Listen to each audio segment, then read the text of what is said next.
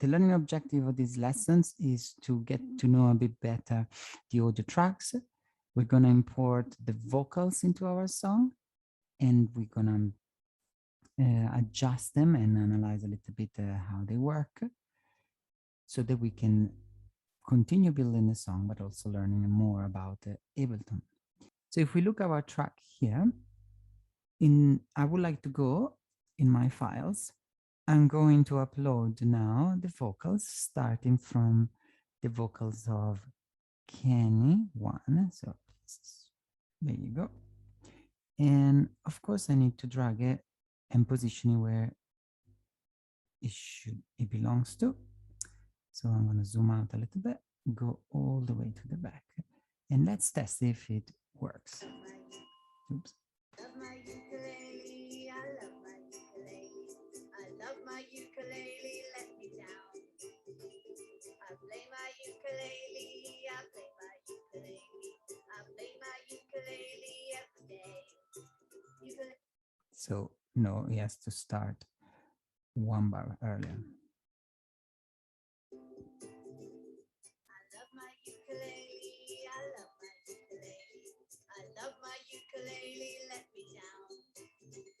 I play my ukulele, I play my ukulele. I play my ukulele every day. You can let me down, let me down, let me. That's okay. So then I'm gonna import the second voice, which you can find there, which is Vox Can 2, and simply align it with that.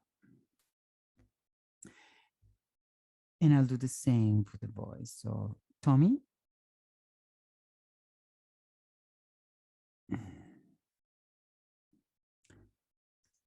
Number 1 and number 2, which is here. Same approach, you always drag it into the gray area underneath the tracks, which is this one where it says drop files and devices here. Align them, and now we just need to clean it up a little. And usually the best thing is to probably make them be straightened up with all the rest of the tracks, but then we apply our usual fade in.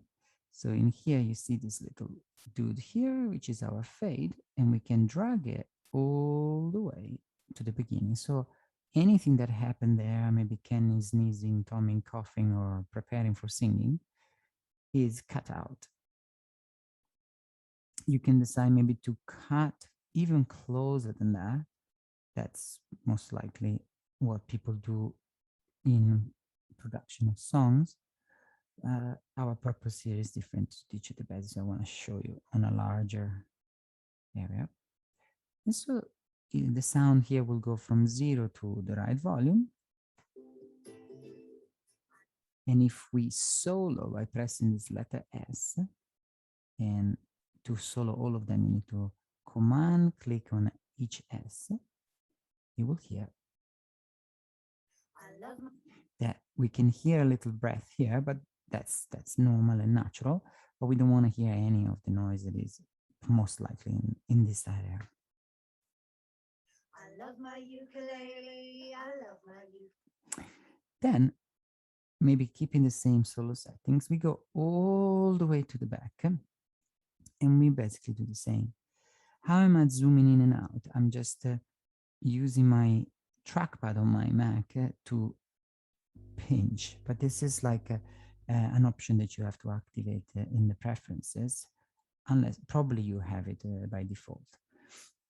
Otherwise, you go here and you click and drag in the right point that you want when you see the magnifying glass. Again, I want to select all these tracks and go here where my cursor changes into this little bracket and pull them, align it with the ukulele. I can even align them here. And then I can drag the fade, but if I could trim them all together, then when you're doing the fades, you cannot do it all together. You have to do it individually. And this ensures to me that whenever the vocals track is over and it reaches the end of the file, the sound is really to 0 dB. Because sometimes if it's not, sorry, the sound is really to 0 volume, absolutely no signal. because if it doesn't, it could interrupt abruptly and that will create a click. And you don't want to have click in your tracks. Let me down, you can let me down. Clean. Now we can undo the solos by just clicking on one of them, and let's hear. I love my ukulele, I love my ukulele. I love my ukulele, let me down. I play my ukulele, I play my ukulele. I play my ukulele every day. You can lay me down, let me down, let me down, down, down. You can lay me down, you can lay me down.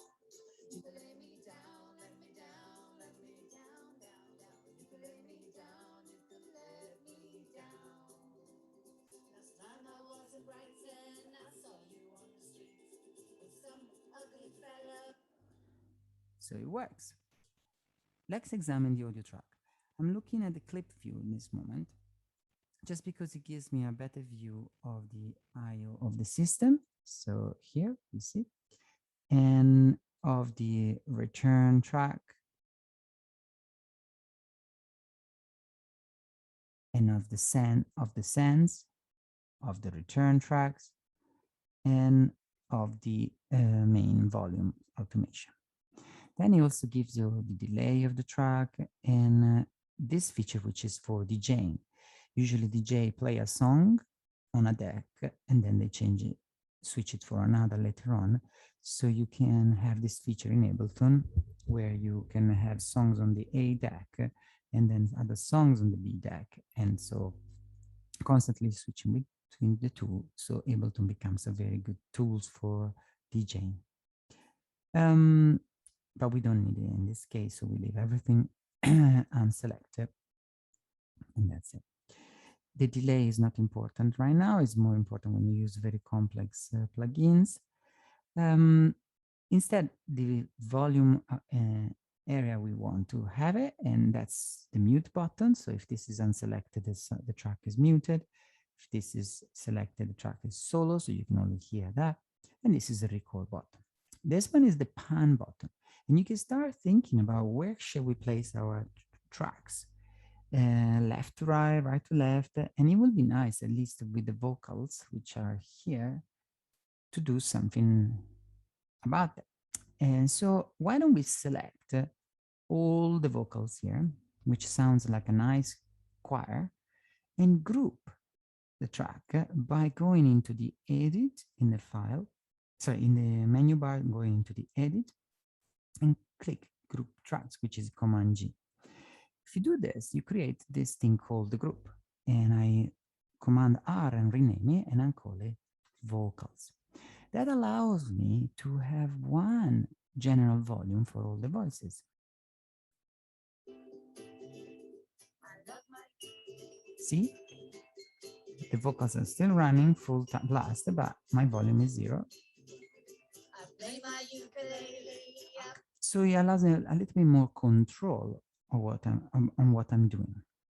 Then the next thing I want to do is to use the pan. For example, I would like Kenny number 1 to stay in the center, Kenny number 2 a little bit to the left, Tom number 1 in the center, and Tom number 2 a bit on the right. Maybe it will work. I love my ukulele, I love my ukulele. I love my ukulele, let me down. I play my ukulele, I play my ukulele. So the panning is where you want your songs to appear in your headphones or in your mix if you're using 2-channel stereo, so 2 loudspeakers or a pair of headphones to play back the sounds. When you group the tracks, you can also change the view of the tracks, which makes it more readable, your session. So it's good to have groups to organize the whole work. The last thing I want to say about the audio track, which includes also the MIDI instrument or any track, basically, you have this section here called the sends, which is this one. See, there keep deactivating with this button. This session is very important. At the moment it has 2, but you can have many, many more by inserting a return track. So if I do another one, I have 3 now. And what are those? They are labeled ABC, so that basically the content of this track can be sent at a certain energy into one of these 3 tracks, which then feed back into the mix that you're listening to. And why do we do that? Because maybe we want to apply some effects. For example, here there's a reverb effect. And by all means, we want to have a bit of reverb to the tracks. Then there's a delay. And there's a return that is empty, which I delete because I don't need it anymore. So definitely, we would like to employ this and see the results, and we'll do it in another video. To recap, we just imported audio tracks, vocal tracks. We learn how to adjust and trim the endings so that they are correctly DC offset, so they don't create any noise when the file is ending or starting. And then we learn how to group the tracks, and we learn a bit about the buttons around this area. So we learn about the pan, the volume, the mute, and the solo buttons. See you in the next.